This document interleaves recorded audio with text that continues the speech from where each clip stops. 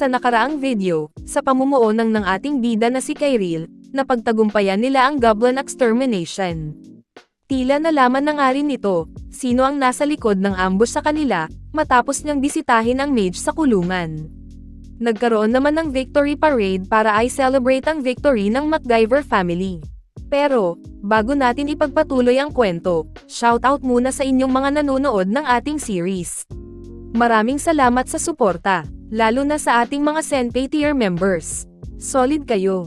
Balik sa istorya, inimbestigahan ang pagkamatay ng mage sa selda nito. Natagpuan sa tabi ng labi nito, ang dwarf ginseng. Humingi naman ng paumanhin sa konde ang in-charge para kapkapan ito.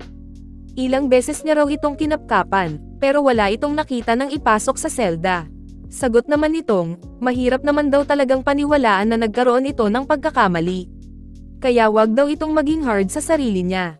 Hindi naman ito mapalagay, dahil problema ito sa kanila. Paparating na rin kasi ang mga tao mula sa Imperial Court para sana ay interrogate ito. Dagdag niya, ito ay ang first official duty ng konde. Sagot naman nitong, hindi raw iyon ang importanteng parte. For sure, mapapagalitan daw sila, dahil hindi nila na-manage ng maayos ang prisoner.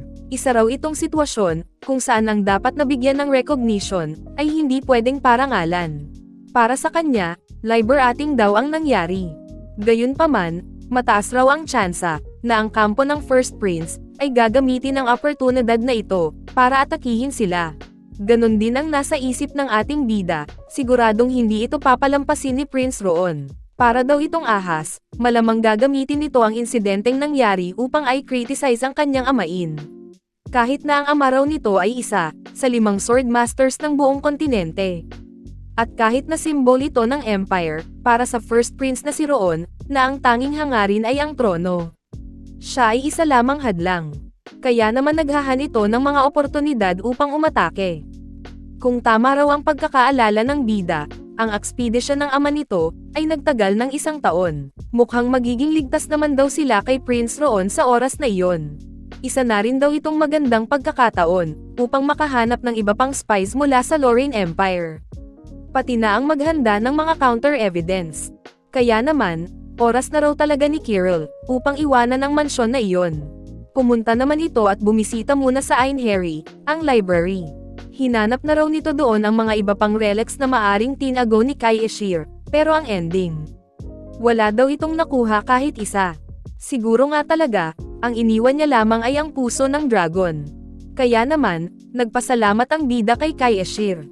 Salamat raw sa kanya, meron na siyang panibagong buhay. Gamit ang kapangyarihang ibinigay nito sa kanya, sisiguraduhin niya o nababaguhin niya ang mundo. Bigla namang nabalot ng aura ang espada nito, na ikinagulat ng bida. Napansin nito ang papel sa lapag na tila ay nababalot ng hiwaga. Hindi siya makapaniwala sa nakikita niya. Isa lamang itong piraso ng papel na nasa lapag. Maari raw kayang, nagre-react ito sa kanyang magic.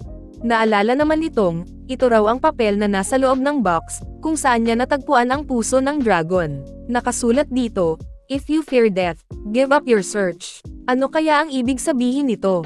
Maari kayang susi ito sa hinahanap niya. Matapos niyang basahin ang nakasulat dito, bigla namang lumutang ang papel mula sa kanyang palad. Muli, merong blue aura na pumalibot dito. At tila, nagpira-piraso na nga ang papel na hinawakan niya. Sigurado raw siya, na ito ay nagre-react sa kanyang magic.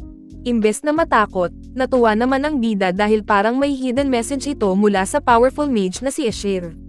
Ito na ata ang hinahanap niya dun.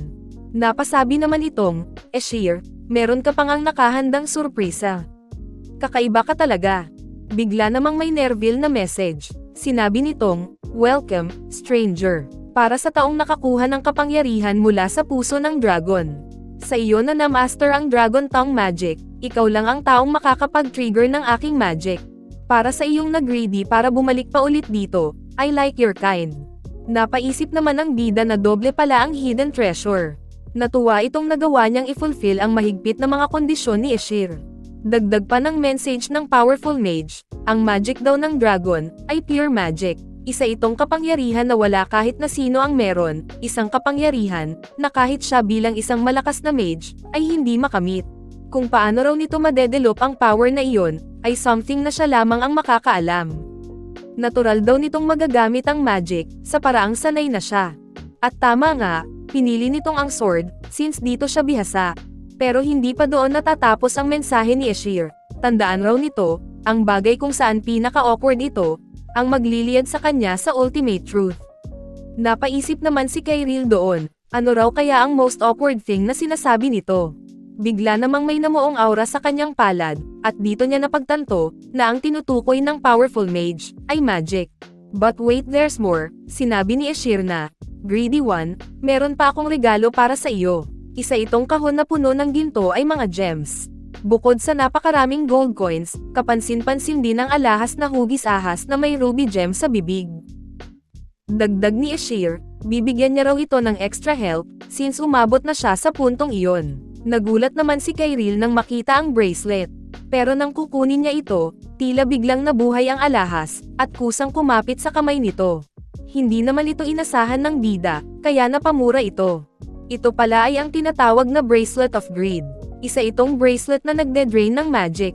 Para sa mga normal na tao, isa raw itong cursed item, pero hindi para kanya. Siya raw ay maswerte dahil dun. Hindi naman maintindihan ni Kyril, ano ang ibig sabihin nun. Dito nga ni-reveal, na kung hindi dahil sa bracelet na iyon, hindi niya makokontrol ang surging magic blood.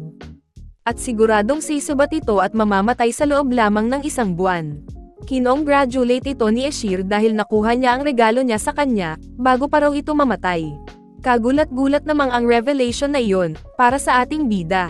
Dagdag ni Ashir, siya lamang raw ang taong nakaabot ever ng 8th class. Pero siya, nakuha niya ang heart ng dragon. Isang bagay na kahit siya, ay hindi makamit. Pero wag daw itong mapalagay at masatisfy lang doon. Higaitan niya raw ito, hamon ni Ashir.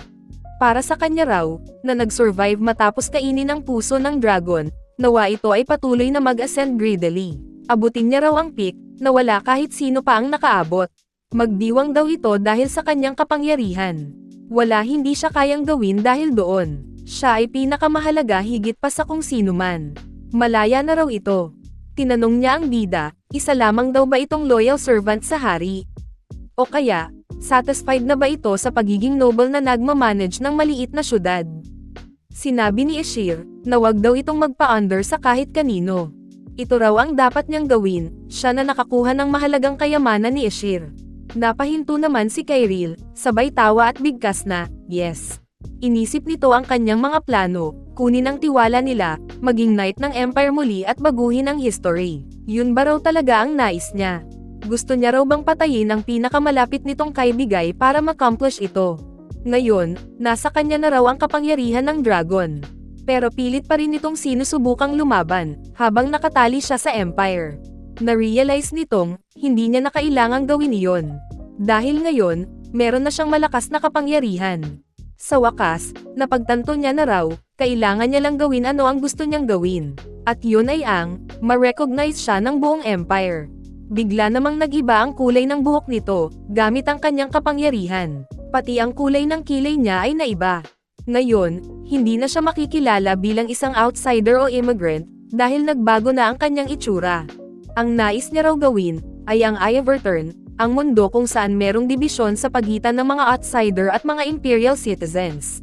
Bigla naman itong binigkas, ang pangalan ni Oliver, ang matalik niyang kaibigan na naging emperor noon.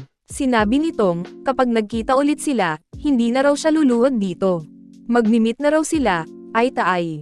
Tama raw si Kai Ashir, di ito magpapalamang sa kahit na sinuman. Simula ngayon, i-rewrite niya ang buong istorya. Wow! Ibang level pala talaga ang kapangyarihan na nakamit ng ating bida. Nakakagulat din ang transformation nito. Sa paanong paraan pa kaya niya ito gagamitin? At paano magbabago ang history ng ating bida? Well, alamin natin yan sa next episode. Kung nagustuhan mo ang ating kwento, siguraduhin mong mag-like, comment, subscribe o follow dito sa ating channel o page. Maraming salamat sa panonood, Oni-chan.